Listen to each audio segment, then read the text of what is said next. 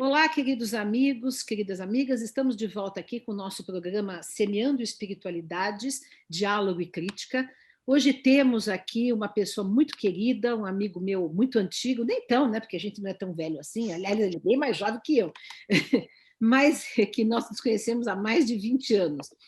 E é o Alexander Moreira Almeida, que é professor associado de psiquiatria, diretor da Universidade Federal de Juiz de Fora, e é diretor de um grupo muito interessante, que eu já estive, inclusive, participando de algumas atividades desse grupo, que é o Núcleo de Pesquisas em Espiritualidade e Saúde, da Faculdade de Medicina da UFJF. É coordenador da seção de espiritualidade das associações latino-americana e brasileira de psiquiatria e ex-coordenador da seção de espiritualidade da Associação Mundial de Psiquiatria. Alexandra, seja bem-vindo, estou muito contente que você está aqui conosco e hoje vamos bater um bom papo. Muito bem, Dora, muitíssimo obrigado pela oportunidade de estar aqui conversando com vocês, o prazer é meu. Então, nós vamos começar falando o seguinte, conte um pouco para nós o que é o NUPS, né? O que vocês fazem no NUPS, quais são as pesquisas, os objetos de pesquisa, quem participa, como é que é? Né? E desde quando vocês estão em ação? Ok.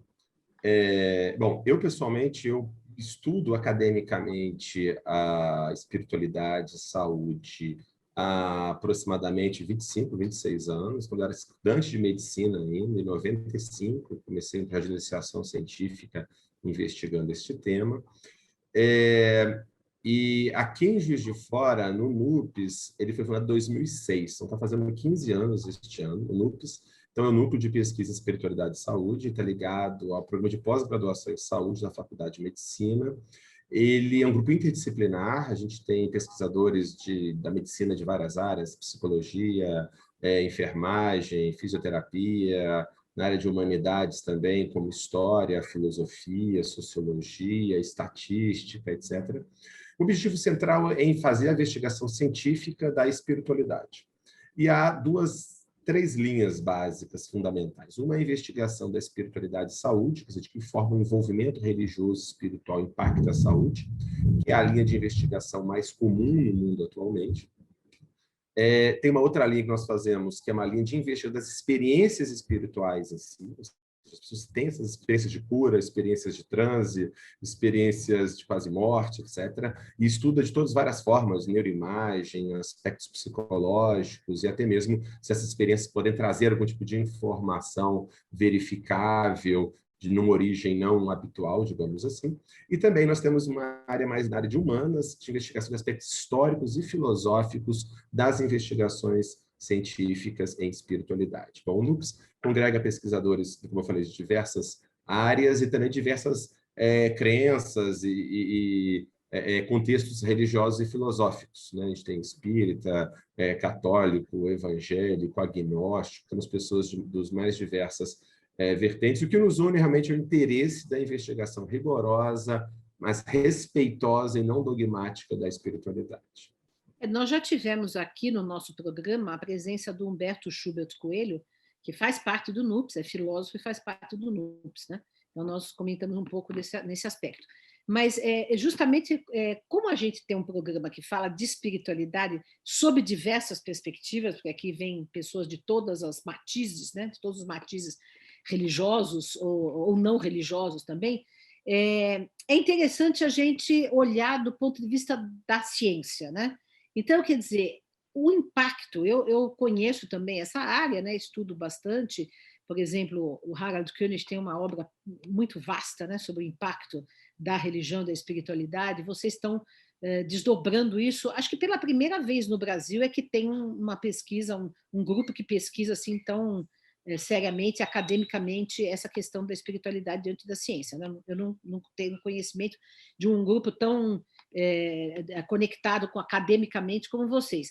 Qual o impacto, então, é a pergunta, qual o impacto positivo e ou negativo da espiritualidade na saúde, na qualidade de vida das pessoas? Perfeito. Bom, então, para começo, muitas vezes vocês têm essa ideia mesmo, de que, por exemplo, de que a ciência não tem como investigar aspectos da religião, da religiosidade, da espiritualidade, que senão seria possível. e como você mesmo citou, o Harold Koenig, que é o principal autor no mundo na área, ele tem um tratado que ele compilou mais de 3.300 estudos sobre o tema. Então, há uma ampla linha de investigação e o Brasil, felizmente, está bonito na fita, na foto, porque enquanto o Brasil, na produção científica global, a gente é o 13º país que mais produz artigos científicos indexados, né, em bases de dados internacionais, na área de espiritualidade e saúde mental, nós somos o 5º país que mais Beleza. produz. Né? Então, o Brasil é um protagonista. Então, há vários outros centros também fazendo um trabalho de muito boa qualidade no Brasil, na USP, na Federal do Rio Grande do Sul, na Unicamp, em vários outros locais, fazendo esse tipo de pesquisa. Bom, o que se sabe atualmente? Então, vamos lá. Porque, assim, vamos resumir, bem resumido, esses milhares de estudos que existem sobre o aspecto da espiritualidade e o impacto sobre a saúde. Primeiro, o primeiro dado que chama muito a atenção é que, ao contrário do que se imagina, a humanidade não está assim, secularizada ou abandonou a espiritualidade, a religião. Isso é completamente falso. Foi uma previsão que foi feita de modo muito forte por muitos pesquisadores no final do século XIX e do século XX, mas foi uma das maiores falhas, né, que se tem notícia, né, de que iria desaparecer ao longo do século XX na humanidade. Só para a gente ter uma ideia, dados internacionais, as melhores pesquisas internacionais do mundo inteiro mostram que ter uma filiação religiosa, 84% da população mundial tem uma filiação religiosa. E desses 16, 84% da população mundial. E sendo que esse número deve estar subestimado, porque a maior parte dos 16% que estão faltando estão na China, aonde é uma forte perseguição religiosa. A pessoa, né, e lá, por exemplo, na China, para fazer pesquisa sobre religião tem que ser o governo que faz. Então, você imagina, um agente do governo bate na sua porta porque você tem uma religião. A pessoa vai falar que não, então tem algum desconforto nesse sentido. Então, esse é um primeiro aspecto. Segundo aspecto, existe um número de pessoas também que tem uma espiritualidade, acreditam em Deus, espíritos, alguma coisa assim, mas não tem uma religião específica. Então, assim, de longe, assim, uma crença muito prevalente. Só para você ter uma ideia, no Brasil mesmo, nós temos dados que mostram que mais de 1/3 dos brasileiros frequentam um grupo religioso pelo menos uma vez por semana. Inclusive adolescentes. Em torno de 33% dos adolescentes frequentam. Isso é muito interessante, eu costumo brincar que, por exemplo, você nunca vê na televisão ou num seriado como Malhação um adolescente indo num grupo religioso. Você nunca vê isso, nunca, né? Basicamente. E sendo que é a atividade social mais frequente que eles fazem. Só é menos frequente que ir para a escola, que é uma coisa obrigatória. Mas há vários dados mostrando é mais frequente do que ir para uma balada, do que no shopping center, em termos de frequência e de abrangência da população. Então, é algo muito importante, muito prevalente na população. Bom, dado tudo isso, que impacto que isso tem sobre essa... Então, a primeira grande descoberta foi que as pessoas mantêm um alto nível de religiosidade e espiritualidade, de um modo geral. Embora na academia, por um século, ignorou esse assunto. Né? Bom, e agora, o que se sabe? Se sabe que, vou falar do que é mais consolidado, que é literalmente mais de 100 pesquisas sobre cada um dos temas que eu vou falar.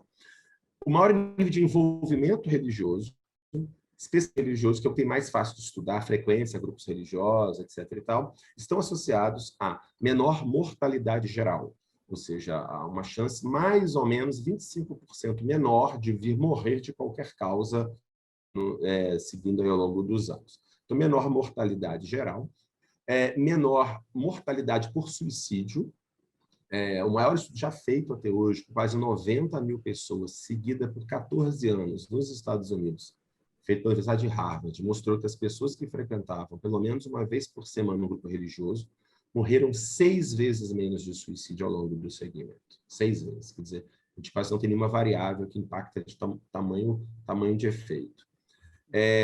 Outros dados bem consistentes são menores níveis de depressão, menor nível de uso ou abuso de drogas e melhores níveis de qualidade de vida e bem-estar. Então, esses são, assim, os principais outros achados, mas esses são os mais consistentes da literatura. Eu queria te perguntar que nós tivemos aqui um professor da Universidade Federal de Pernambuco, que ele fez uma pesquisa recente que eu achei muito interessante, até entrevistei por conta disso. Ele entrevistou mais de 3.000 adolescentes no Brasil, em várias capitais brasileiras. E ele chegou a um número que eu achei impressionante, que praticamente a maioria desses adolescentes, acho que era 75%, não era isso, Maurício? Tinha algum tipo de adoecimento psíquico, né? Isso entre 11 e 17 anos, né? Então, pré-adolescência, adolescência. Né? E ele criou até um termo que eu achei muito pertinente, que é a geração do quarto, né? Que é a geração que fica fechada no quarto, jogando no computador, tal. Então, tem altos níveis de depressão, de ansiedade, a questão da automutilação, que também é muito forte em adolescentes, suicídio, que tem aumentado, né, também entre adolescentes. Né? Existe algum estudo correlato dessa, por exemplo, dessa questão do adoecimento psíquico, que estamos numa verdadeira epidemia de adoecimento psíquico, e também entre crianças e adolescentes, e a questão da espiritualidade? Você falou que há muitos adolescentes que frequentam grupos religiosos, mas como que isso se relaciona aí? Muito bem. A maior parte dos estudos são com adultos, mas há um crescente número de estudos com adolescentes. Ainda pouco com crianças, mas com adolescentes. Então, sem dúvida, a gente tem notado um aumento, nas pesquisas tem mostrado um aumento da prevalência de transtornos mentais na população mais jovem, adolescentes. Provavelmente, esse dado de 70% seja algum sintoma, não deve ser prevalência de transtorno. Esse transtorno está muito alto para ser transtorno. Deve ser algum sintoma, alguma coisa assim. Mas... não é diagnosticado, de fato, são sintomas. Eu vou citar um estudo também, que é um dos melhores que a gente tem até o momento também, que também é desse mesmo grupo da Universidade de Harvard, o professor Tyler VanDerWeele. Tyler VanDerWeele, ele é considerado um dos maiores estatísticos do mundo hoje, professor titular de saúde pública na Universidade de Harvard. Ele esteve aqui no Brasil, num evento que nós promovemos aqui no CONUPS em 2019 e tudo mais. Ele tem um estudo em que eles avaliaram adolescentes com mais ou menos 14 anos de idade e seguiram esses adolescentes por mais ou menos uns 10 anos depois. Quer dizer, foram acompanhando esses adolescentes até ficarem adultos, até adultos jovens, em torno de 25 anos aproximadamente. E eles investigaram de que forma o envolvimento religioso impactava isso. Primeiro, logo no começo, lá por volta dos 14 anos de idade, as frequências de uso de drogas lícitas ou ilícitas entre os adolescentes que não frequentavam o grupo religioso eram 2 a 3 vezes maior do que aqueles que frequentavam. Mas o mais impressionante é quando você seguiu 10 anos depois desses adolescentes que se tornaram adultos. E só lembrando que, como é um estudo muito bem feito, ele controlou para a questão socioeconômica, a questão familiar, bom, tudo que vocês imaginarem de controle bem feito, estatístico, foi feito. Bom, e aí o que acontece? Esses adolescentes que frequentavam o grupo religioso pelo menos uma vez por semana, quando se tornavam adultos, lá na frente, eles tinham menos chance de ter depressão, menos chance de ter problema com drogas, eles tinham menos chance de ter tido gravidez na adolescência, menos doença sexualmente transmissível, maior senso de missão na vida, maior disposição para perdão, maior envolvimento em trabalho voluntário e até mesmo maior engajamento político. Ou seja, isso é alguns que eu estou lembrando, mas tem outras variáveis também e maior otimismo também. Sentido existencial, né? Isso, temos forte impacto no sentido existencial. Então, os estudos têm demonstrado isso. A gente também tem um estudo que a gente fez aqui em Juiz de Fora, que é o mestrado da Vivian Hagen, que é uma psicóloga que fez mestrado com a gente. Nós investigamos estudantes do sexto ano, né? Nossa antiga quinta série, né? Do sexto ano. Meninos estão de 10, 11 anos. Foram uma amostra de 100 e poucos estudantes, 200 e poucos de várias escolas da cidade. E nós encontramos, primeiro, foi impressionante a taxa de religiosidade das crianças, elas referindo. Inclusive, elas referiam uma religiosidade maior do que os pais achavam que elas tinham. Nós perguntamos para os pais o que os pais achavam. A minha experiência também. As crianças são perguntamos para as profundamente religiosas. Eu nunca vi uma criança ateia, nunca. Então, é impressionante. Então, primeiro, isso chama muito atenção. E houve um marcado impacto sobre a felicidade dessas crianças. A criança, por exemplo, que se sentia menos envolvida menos amada por Deus, ou menos envolvida com uma crença ou prática religiosa, ela tinha em torno de 4 vezes menos chance de estar no grupo das mais felizes, por exemplo. Então, ou seja, um resumo. Há, sem dúvida, estudos muito consistentes atualmente sobre o impacto do envolvimento religioso nos adolescentes e nas crianças. Inclusive, a Sociedade Paulista, a Sociedade de Pediatria de São Paulo, fez um evento recentemente, do qual eu participei, e justamente discutindo sobre isso. Eles têm também uma sessão sobre pediatria e espiritualidade, reconhecendo a importância desse tema. Agora, eu queria agora polemizar um pouco, que é o seguinte, embora claro que eu concordo com todos esses resultados, porque também faz parte da minha experiência, aliás, eu trabalhei muito tempo com crianças, adolescentes, e de fato a espiritualidade sempre... Bom, eu já vi crianças, filhos de pais ateus, e as crianças não tinham uma religiosidade, isso muito forte, eu já vi, né? Mas o que eu quero perguntar para você, nós estamos num momento, no mundo, em que temos uma volta ao fundamentalismo religioso, às intolerâncias, né? Embora também tenhamos um movimento contrário de diálogo interreligioso, como esse canal que nós temos aqui, o trabalho que a gente está fazendo, e tantos outros fazem, né? Ontem, por exemplo, tivemos a notícia fantástica, esse final de semana, né, que eu fiquei impressionada, do Papa visitando o Ayatollah xiita, né? Não sei se você viu, né? Os dois se encontrando. Então, por exemplo, esse Papa é um que pratica bastante o diálogo interreligioso, mas, infelizmente, nós também temos aí uma onda de fundamentalismo, de intolerância, de opressão, né? Então, existe algum estudo nesse sentido de matizar, assim, por exemplo, eu sei que o Harold Koenig ele fala sobre isso, né? Que há uma religiosidade saudável, né? E outra que não é saudável, né? Como é que você pontua isso? Porque isso é importante também, né? Porque quando a gente fala de espiritualidade, as pessoas que são contrárias às religiões logo falam destes movimentos fundamentalistas, opressores, intolerantes, etc., e com o qual, obviamente, que nós não concordamos, né? Mas queria que você falasse se há alguma pesquisa nesse sentido. Sem dúvida. Assim, eu costumo brincar, sempre tem o lado negro da força, né? Assim, então, sempre vai, né? Diz Star Wars, né? Então, sem dúvida existe. O que eu falei até o momento é justamente a média, né? Quer dizer, você faz um estudo com 10 mil, 50 mil pessoas e você tem a média do que acontece. Então, na média, como nós estamos vendo, os impactos, de um modo geral, são muito positivos. Essa é a questão. E aí existe, sim, o uso negativo da religiosidade, a espiritualidade. Inclusive, os estudos mostram não tanta diferença em relação à saúde sobre as várias filiações religiosas. A mais diferença é como a pessoa trabalha a sua religiosidade, a sua espiritualidade. Muito bem.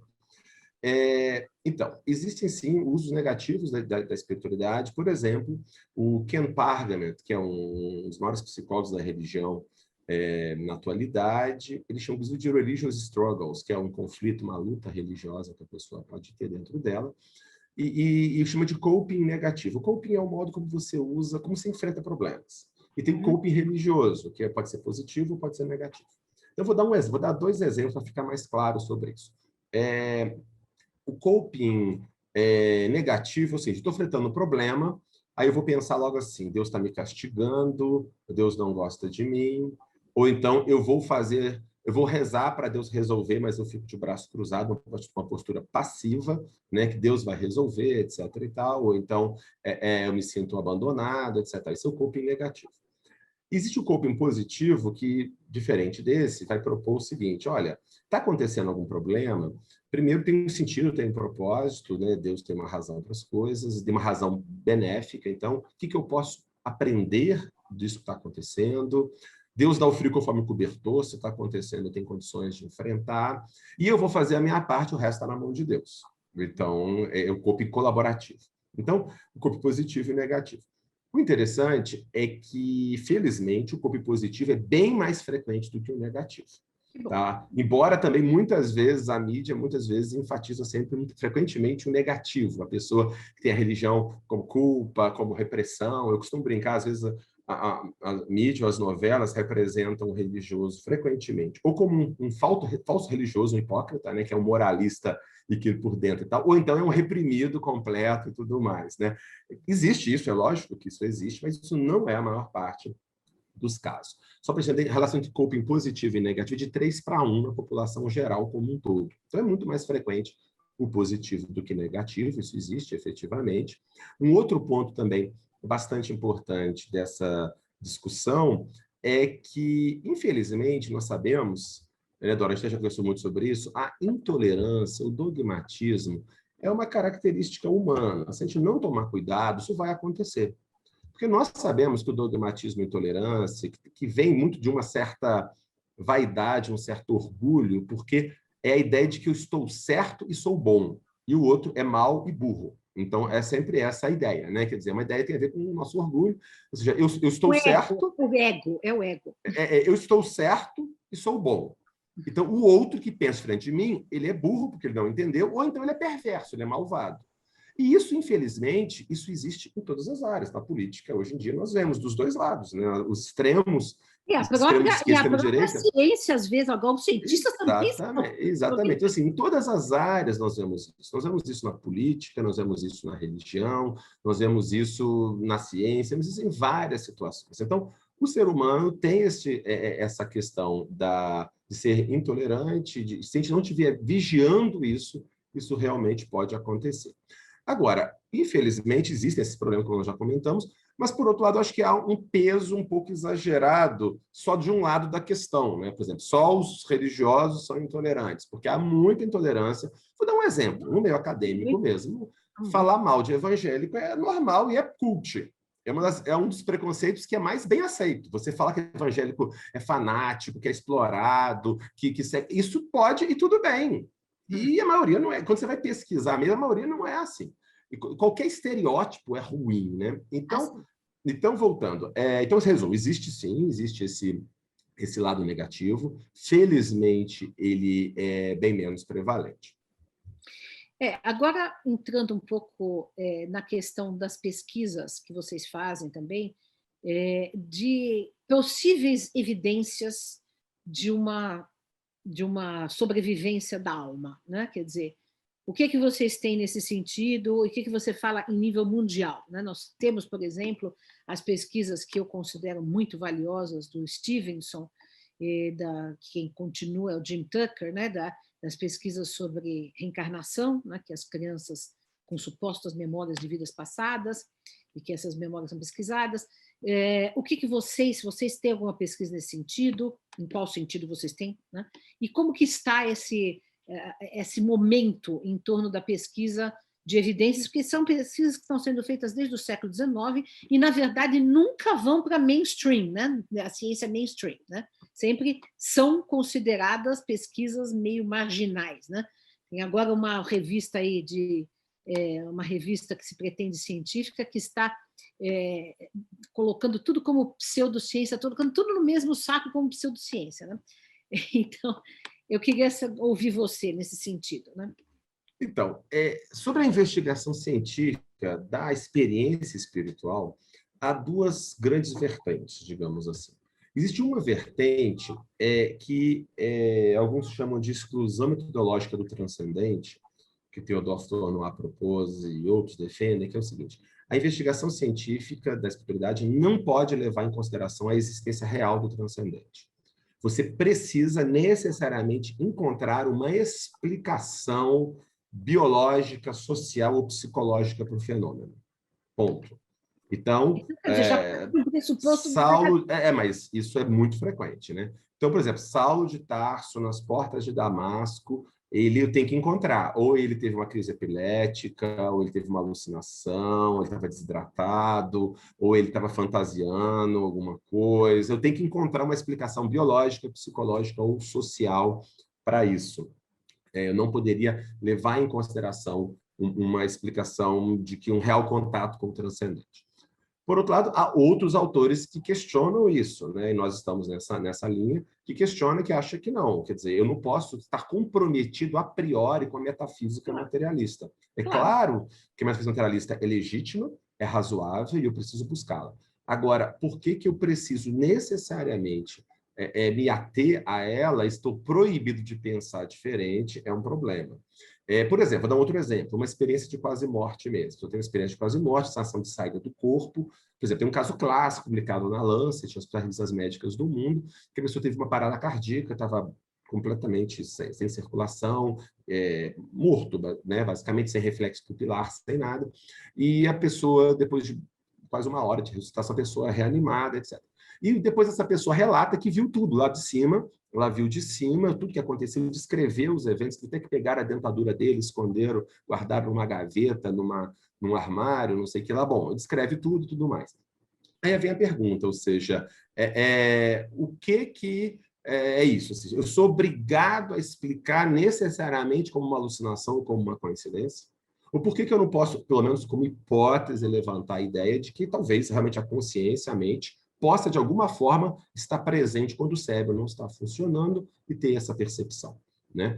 Então, ou seja, eu não posso ter uma limitação metodológica nesse sentido. Porque essa visão da limitação metodológica vem muitas vezes da ideia que se compra uma metafísica materialista, fisicalista, como tudo que existe tem que ser explicado por forças e partículas físicas. Isso é um dogma. Só que isso é uma metafísica. A pessoa tem direito de achar isso. O que ela não tem direito é de impor que todo mundo pense isso. E é falso que a ciência precise disso para fazer ciência. Os fundadores da ciência moderna, Galileu, Kepler, Newton, Francis Bacon, nenhum deles acreditava nisso, né? Então é falso que precisa disso para fazer ciência. Bom, dado tudo isso, né? Então há uma tradição de pesquisadores que questionam isso desde exatamente Robert Boyle, Francis Bacon, todos eles, na formação da ciência original, eles questionavam isso e eles investigavam esses supostos fenômenos paranormais que nós chamaríamos hoje. Tá? Então, houve um grande interesse desses pesquisadores.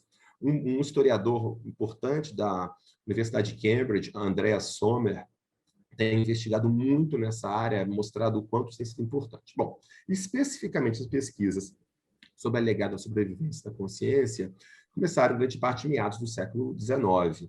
Né? E como é que se faz cientificamente? Kardec foi um pioneiro, né? Exatamente. Nessa meados do século XIX, começaram várias, né, tradições, aí, várias pessoas, os espiritualistas, os espíritas, da pesquisa psíquica, tentando algum tipo de investigação nesse sentido. E aí, como é que se coloca isso cientificamente? Bom, primeira coisa, se o materialismo é verdade, ou seja, se o cérebro produz a consciência, quando o cérebro morre, não pode ter vestígios da consciência, da mente. Né? E o que sou eu? Eu, para identificar quem eu sou, quem é a Dora, por exemplo, a Dora tem um perfil de modo de ser, de conhecer, de falar, né? de memórias, de personalidade, que quem conhece ela sabe que é a Dora. Mesmo se eu não puder ver a Dora em algum momento, mas se eu puder conversar com ela, eu vou conhecer se é ela ou se alguém tentando passar por ela, etc. Bom, a pergunta é, há evidências de que esse caráter e essa personalidade, essa memória continua ativa quando o cérebro não está mais funcionando? É isso, basicamente, que se torna a pesquisa da sobrevivência da consciência, que envolveu, desde o final do século XIX, alguns dos maiores nomes da ciência. Né? Por exemplo, William James, um dos fundadores da psicologia moderna em Harvard, Charles Richer, que foi prêmio Nobel de medicina. Então, inúmeros, a família Curie, o casal Curie, inúmeros pesquisadores de alto padrão investigaram isso desde então. Bom, e no século XX, mais recentemente, no final do século XX, quem mais investigou de melhor qualidade, como você comentou, foi o Ian Stevenson, na Universidade da Virgínia, um psiquiatra, que publicou centenas de artigos, muitos em revistas acadêmicas de alto padrão, inclusive, sobre o tema. Bom, e hoje em dia, vou desse parâmetro, porque como o assunto é meio controverso, eu preciso dar o preâmbulo para as pessoas entenderem do que nós estamos falando. Bom, nós, atualmente, no NUPS, nós temos algumas linhas de investigação nessa área. Tá? Nós estamos investigando experiências de quase-morte, estamos num levantamento nacional, né, de casos de experiência de quase-morte, as pessoas do Brasil inteiro estão relatando. Basta entrar no site do NUPS, nups.ufjf.br, quem teve uma EQM, basta entrar lá e relatar a sua experiência. Estamos fazendo uma série de levantamentos sobre o perfil, quem são as pessoas, desencadeantes, e também os relatos que as pessoas possam vir a ter de percepções verídicas durante uma parada cardíaca, durante uma EQM. Então, esse é um estudo que está em andamento. Nós temos um pós-doutorando, professor de neurologia, que é o professor Marcelo Maroco, uma doutoranda, professora de enfermagem, Mona Lisa Silva, em parceria com Bruce Grayson, da Universidade da Virgínia. Estamos coletando com mais de 200 casos já coletados atualmente. Essa é uma linha de pesquisa. Segunda linha de pesquisa que nós temos são as alegadas memórias de vidas passadas. É uma pesquisa que nós estamos fazendo com financiamento da Fundação Bial, de Portugal, em parceria com o Jim Tucker, também da Virgínia. E temos 2 doutorandos, os psicólogos Lucan Moraes e Sandra Maciel, que estamos também coletando no Brasil inteiro relatos de pessoas que alegam possuir memórias de vidas passadas. Da mesma forma, estamos tentando investigar o perfil dessas pessoas, que preditores têm isso, que impactam sobre a pessoa, e também os casos de crianças mais promissores, nós vamos em loco, assim que a pandemia permitir, investigar, entrevistar essas crianças para ver o grau de precisão, de acurácia, de como ela teve acesso a essa informação, etc. Então, essa é outra linha. Terceira linha de pesquisa que nós temos é com mediunidade. Então, nós temos feito pesquisas, como você bem sabe, desde a área de neuroimagem, né, como é o cérebro do médium em transe, quando ele está escrevendo, pintando, em relação a uma situação fora do estado alterado de consciência, como é a alteração cerebral, a saúde mental dos médiums, e também estamos desenvolvendo atualmente estudos, estamos finalizando agora um pós-doutoramento da professora Márcia Gomide, professora federal do Rio de Janeiro, terminou um com a gente agora, em que nós analisamos médiuns que produziam cartas psicografadas. Então, em situações controladas, específicas, depois podemos conversar se quiser, nós analisamos o grau de precisão dessas cartas e o quanto ele teve acesso ou não a essas informações, etc. E, por fim, a última pesquisa que está de coleta de dados, que vai começar também assim que a pandemia permitir, uma doutoranda, a psicóloga Thais Oliveira, em que nós estamos vivendo experiências de final de vida. Pessoas que estão, pacientes terminais, né, pacientes que estão com um quadro muito avançado, fora de possibilidade de cura, né, e nós vamos investigar experiências espirituais que essas pessoas têm nesse final de vida também. E, para finalizar, o último ponto, nós estamos também orientando um doutorado tem um formado em filosofia, com mestrado em filosofia, um doutorado em parceria com o Humberto, que está orientando. Nós estamos investigando o o ponto de vista epistemológico, o que os filósofos da ciência e da mente, especialmente, dizem sobre a possibilidade ou não de investigar, de buscar evidências empíricas sobre a sobrevivência da consciência, se isso seria possível e quais seriam as evidências. Achavam que era possível. Por exemplo, o próprio Bergson, Henri Bergson, por exemplo, que pertenceu à Sociedade de Estudos Psíquicos, né? Isso, exatamente. Vários deles consideraram. Esse é um deles, exatamente. Então, nós estamos revisando. Então, essas são as linhas atuais de investigação deste tema aqui no NUPES.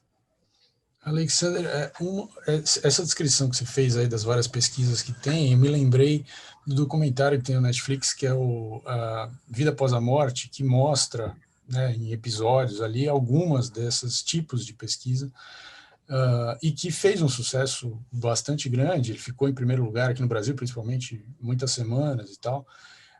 Claro, é óbvio que isso, as pessoas comuns que não entendem exatamente como faz ciência e tal, elas, diante das pesquisas todas que você falou lá no começo, como elas têm uma ligação com a espiritualidade, elas têm um interesse. É natural que elas tenham interesse nesse tema, né? Mas, ao mesmo tempo que existe essa ciência, que a ciência mainstream, digamos assim, a ciência materialista vê como pseudociência ou vê como um problema, ao mesmo tempo, nesse mundo que nós vivemos, ao mesmo tempo a gente tem a apropriação de discursos científicos para justificar determinadas coisas. Por exemplo, dentro do movimento espírita tem a coisa da física quântica. Por exemplo, dentro do cristianismo, tem a tal do design inteligente, do criacionismo, e essas teorias, essas hipóteses que usam uma casca científica para dizer que eles, então, também estão no mesmo ponto que a ciência, e a ciência mainstream vai olhar tanto para uma coisa quanto para outra e vai falar que é tudo a mesma coisa, que é tudo pseudociência, ou tudo mistificação, sei lá. Forçação de barra. Claro que é um momento de mudança, né, no paradigma, então, obviamente, que tem essa... Mas como que você vê isso, né? Porque tem os interesses, né? Os interesses corporativos, das religiões, da política, todos, e isso influencia o fazer ciência, né? E você está numa posição difícil, quer dizer, você está tentando avançar um paradigma ao mesmo tempo que tem gente querendo aproveitar desse avanço para passar as próprias agendas, né? Eu agora já, inclusive, você depois também comenta sobre o documentário. O que você achou, se você assistiu? Nossa, bastante coisa. Vamos tentar lembrar de tudo que foi falado aqui. Então vamos começar talvez o documentário, porque a gente relinka com as pesquisas, depois eu falo das duas coisas. Primeiro, sobre o documentário, eu gostei bastante, de um modo geral. Claro, tem concessões, né, dramáticas e tudo mais, narrativas, mas eu gostei especialmente do primeiro e último episódio. Eu achei bem mais embasados, né, assim. O primeiro e o último. O primeiro é sobre a experiência de quase morte, com o Bruce Grayson, lá na Virgínia, e o último de crianças alegadas memórias de vidas passadas, com Jim Tucker. Então, eu achei os melhores também. Acho que disparado os melhores, de muito boa qualidade, né? Teve um acompanhamento muito de perto desses pesquisadores. Então, acho que são muito melhores. É muito bom os dois episódios. Mostra a história das pessoas, mostram as pesquisas, acho que muito bom. Os intermediários, foi muito sobre experiência mediúnica e tudo, eu achei um pouco mais frouxo em termos de pesquisa, né? Em termos embora havia pesquisadores que eles entrevistaram, o Chris Rowe, por exemplo, um pesquisador sério lá da Inglaterra, mas a qualidade dos episódios eu achei pior. Teve acho que o final do 5º episódio faz de experiência de final de vida, que eu achei que foi muito bom também. Então, no geral, eu acho que os episódios, assim, no geral, a série eu achei que foi boa, como ela é irregular, né? Quer dizer, o começo e o fim dela bem melhores do que o miolo, mas eu acho que vale a pena dar um panorama inicial bastante interessante. Então, esse é o primeiro comentário. Eles estão querendo, talvez, fazer uma segunda temporada e tal. Vamos ver como é que a coisa vai avançar. Bom, sobre a recepção do ambiente acadêmico, depois vou falar sobre o mau uso também das pesquisas, é interessante também que essa recepção, ela, na realidade, a minha experiência, aos 25 anos já de pesquisa nessa área, é muito melhor do que as pessoas pensam ou imaginam. Na realidade, eu nunca tive problema acadêmico em seguir minha carreira, em ter publicação, apresentar nos congressos, obter financiamentos de agências nacionais, internacionais. Depende muito da área, né, Alexander? Depende muito. Isso, eu estou dizendo do que a gente está fazendo na nossa área, né? Então, eu posso falar da minha experiência, né? Então, claro que é mais difícil do que em outros temas mais convencionais. Mas, na realidade, não há esse problema. Tanto a gente temos participação nas associações mundiais, brasileira, americana de psiquiatria, fomentos em vários lugares. Então, acho que não há muito esse problema. Esse discurso muito pesado sobre pseudociência, de jogar tudo no mesmo balaio, não vem do meio acadêmico. É isso que é interessante. Na realidade, são certos divulgadores da ciência que se arrogam como os guardiões da ciência, como se a ciência precisasse ser protegida, a ciência e os cientistas fossem ingênuos e não conseguissem julgar o que é científico, o que não é, como se alguém de fora do ambiente acadêmico, na divulgação científica, numa militância, numa cruzada, efetivamente, com um zelo, né, muito marcante sobre isso. Então, temos que separar muito o que é realmente o que a ciência e os cientistas estão falando, do que certos grupos de divulgação científica fazem. Vou dar um exemplo clássico, o Richard Dawkins. O Richard Dawkins é um biólogo, né, de Oxford, e ele foi um grande nome entre essa divulgação científica sobre ciência e religião. Só que o que ele falava e escrevia não era no ambiente acadêmico, era base no ambiente leigo. E ele fugia dos debates no ambiente acadêmico sobre ciência e religião de verdade. Então, ou seja, temos que separar, inclusive, só para dar outro exemplo, os biólogos ingleses diziam que Richard Dawkins não se representavam. A visão que ele tinha sobre ciência e religião não é a visão dos biólogos ingleses. Então, temos que separar bem esses departamentos. Agora, é claro que existe pseudociência, é claro que existe coisa, mas os cientistas e o meio acadêmico servem para isso. Quer dizer, como é que a ciência funciona? Avaliação de pares, os outros cientistas avaliam e julgam se é razoável ou não. Não precisa de alguém de fora dizer para os cientistas o que é ciência. Não. Bom, então, esse é o primeiro aspecto. Sobre o outro aspecto, sobre o mau uso do conhecimento científico por religiosos, também a mesma coisa, é um mau uso que é universal. A ciência sempre foi mal utilizada, também bem mal utilizada. Só para a gente ter uma ideia, né, os maiores genocídios do século XX foram feitos em nome da ciência, né? O nazismo, com a eugenia e tal, coisa, e o stalinismo, o maoísmo também, se julgando baseados em ciência também. E a bomba Né? atômica, Então, ou né? seja... A bomba atômica. Isso, a bomba atômica, isso. Né? A bomba atômica é uma ferramenta, né? Mas eu digo assim, você se apropriar supostamente de um discurso científico para justificar a sua opressão. Eu estou usando nesse contexto, né? Quando, por exemplo, com a eugenia, né, o Darwin foi usado, né, mal usado, naturalmente, foi mal usado para justificar a eugenia e a opressão que era feita. Né, a discriminação, etc., que deu origem ao nazismo. E do mesmo, só para dar outro exemplo, né, na própria União Soviética, o Lysenko é um caso clássico. O Lysenko era um biólogo em que ele tinha uma visão lá meio atrapalhada de biologia, e ele era contra a genética, a evolução das espécies, tudo mais, porque era uma teoria antimarxista.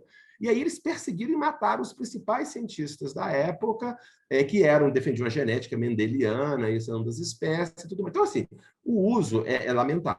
Então, voltando, o uso... Então, o que eu só faço questão de colocar que esses mau usos não são exclusividade da religião, é do ser humano. O ser humano faz mau uso do conhecimento para justificar suas coisas, justificar suas teorias, justificar sua prática, etc. E tal. Então, temos que estar em guarda a isso. Então, do mesmo modo, sim, que a gente defende o estudo científico da religiosidade, mas a gente defende um estudo bastante rigoroso e submetido aos pares. Essa que é a grande questão da ciência. Então, por exemplo, esse misticismo quântico, sem dúvida, ele tem graves limitações e não é aceito no ambiente acadêmico, de boa qualidade, mesmo no ambiente acadêmico aberto à espiritualidade. Do mesmo modo, a questão do design inteligente tem toda uma polêmica, que, só para dar uma ideia, né? No Brasil tem a ABC2, Associação de Cristãos na Ciência, que é uma associação protestante, mas com cientistas. Eles têm uma visão bastante reticente aí sobre design inteligente. E, por exemplo, nos Estados Unidos, o Francis Collins, que foi é um cientista que coordenou o projeto Genoma, ele é o presidente do Instituto Nacional de Saúde dos Estados Unidos, que é a maior agência de financiamento de pesquisa no planeta. Ele é evangélico. E ele, por exemplo, ele tem uma fundação chamada Biologos, que é uma fundação para ensinar para os evangélicos que a evolução das espécies não é anticristã, na realidade, e que não há oposição entre uma coisa e outra. Então, resumo, o importante é tomar cuidado com precipitações, tomar cuidado com estereótipos e, como se diz, né, como a vovó dizia, precaução e canja de galinha não faz mal para ninguém. Né? Então, a gente tem que avaliar com cuidado, levar realmente a discussão, porque o mau uso, sem dúvida, nós temos sempre que caminhar nesse estreito caminho, né, entre uma negação dogmática e uma credulidade ingênua. Eu sempre digo isso. A gente tem que caminhar nesse... É muito mais fácil, como tudo, assumir um dos polos. Veja a política do mundo hoje, né? Você tem que assumir um dos polos, senão você é isentão, né? Quer dizer, então, é a mesma coisa nessa questão de ciência e religião, né? Eu não preciso dizer uma coisa ou outra. Eu posso tentar ver o ser humano de uma vista mais complexo. Porque, inclusive, quando a gente tem uma visão mais integral do ser humano, compreendemos as diferentes dimensões, né, da sua atuação, de toda a sua, inclusive da sua saúde, né, física, psíquica, espiritual, etc. Nós já estamos chegando no final da nossa conversa. Corre o tempo, voa. Então, vamos fazer uma última pergunta aqui, um comentário, sobre esse momento trágico em que nós estamos vivendo, de muitas mortes, de muitos lutos complicados, né? Essa semana tive muitas notícias, né? Gente jovem agora também morrendo. Então, como é que nós temos falado aqui exaustivamente com várias pessoas, várias linhas, por exemplo, os nossos últimos entrevistados do programa da semana passada foram o Francisco Gomes e a Simone Guedes, que são da logoterapia, né? Então trabalham a questão do sentido existencial, do Viktor Frankl, e temos perguntado, né, para todo mundo, o Júlio Pérez também esteve aqui, como que a espiritualidade, né, nos ajuda, ou digamos assim, é um coping, pode ser um coping positivo, uma superação positiva, um conforto, um consolo, nesse momento de lutos complicados, né, porque o luto sem despedida, né, o que é uma coisa tão atávica e antiga na humanidade, né, uma coisa desde a pré-história, né? Que o enterro, tudo isso, nós não estamos podendo fazer isso, né? E as mortes em grande número, e também uma morte extremamente terrível, né? Sufocado muitas vezes, enfim. Como é que a espiritualidade pode ser uma porta de conforto e superação desse momento, né? Consciência, né? Claro, com vacina e tudo mais, né? Sem negacionismo científico, né? Como você falou, a gente defende muito, né, o ser humano como um ser biopsico-sócio-espiritual. Tem que olhar todos esses aspectos, porque todos eles interagem entre si e são efetivamente fundamentais para a promoção da saúde e prevenção da doença. Né? Nós estamos falando aqui da espiritualidade, porque é o nosso tema, mas, óbvio, todo o resto é absolutamente importante. Eu acho que a espiritualidade ela é sempre um mecanismo importante de lidar com situações de grande dificuldade. Inclusive, as pesquisas mostram exatamente isso, que os momentos de grande dificuldade, por exemplo, no 11 de setembro, nos Estados Unidos, a busca pela religiosidade foi uma coisa muito frequente, então isso acontece com muita frequência. Primeira questão do sentido mesmo, né? Eu acho que uma das coisas que o Covid nos trouxe, é chamar a nossa atenção da transitoriedade das coisas.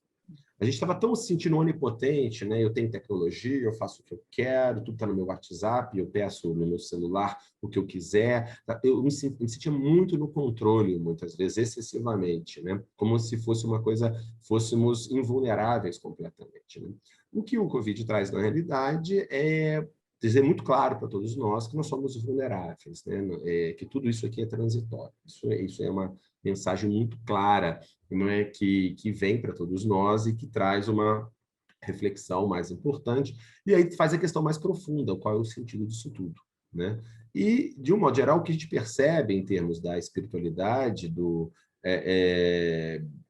os usos saudáveis da espiritualidade nesse sentido, em grande parte estão, primeiro, nessa visão mais ampla, visão mais macro, né, de que as coisas não são caos, o universo não é o caos, né, o cosmos, né, existe uma ordem, existe uma lógica, existe um sentido e um propósito nas coisas, né? Acho que essa é a primeira ideia que vem dentro da espiritualidade, e dentro disso também, dentro da situação que acontece, ela acontece com um sentido, com um propósito, com uma necessidade, e da qual eu tenho capacidade de lidar. Falou do Viktor Frankl, eu gosto muito de uma passagem do Viktor Frankl, no livro Em Busca de Sentido, quando ele reclama, por exemplo, quando Freud dizia que em situações limite extremas, todo mundo vira bicho, todo mundo mostra o pior lado. E ele diz o seguinte, olha, o Freud tinha a tranquilidade de atender pacientes num divã de veludo em Viena ou em Londres.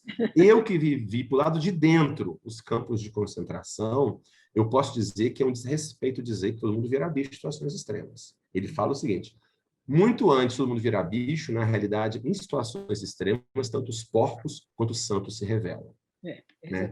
Então, ou seja, as situações não determinam o que nós somos. Nós determinamos o que fazemos com a situação que nos é dada. Né? Então, isso é muito importante, esse senso de sentido de propósito nisso que existe, eu acho que é algo bastante... Nessa cara de livre-arbítrio, de eu poder tomar decisões, fazer escolhas a esse sentido. Né? Outros aspectos também têm sido muito úteis também dentro da própria quarentena. Muitas pessoas têm utilizado, aproveitado até um certo recolhimento, é quase como uma retiro, a pessoa poder ter um tempo para parar um pouco da correria do dia a dia e pensar um pouco mais, meditar na sua vida, tirar um momento para fazer a sua leitura, fazer a sua oração, se integrar melhor com seus familiares, por exemplo. Então, são algumas das estratégias que têm sido utilizadas com muito sucesso por muitas pessoas. Então, fica aí algumas ideias. Tá ótimo, Alexander. Nós agradecemos muito a sua presença aqui, foi uma ótima entrevista. E nós também agora nos despedimos da comunidade Paz e Bem, dos nossos seguidores da Universidade de Pampédia, e esperamos vocês na próxima quinta-feira, no mesmo horário, com o nosso Semeando Espiritualidades, Diálogo e Crítica. Um grande abraço, Alexander. Obrigado, Dora. Obrigado, Maurício. Um abraço a todos.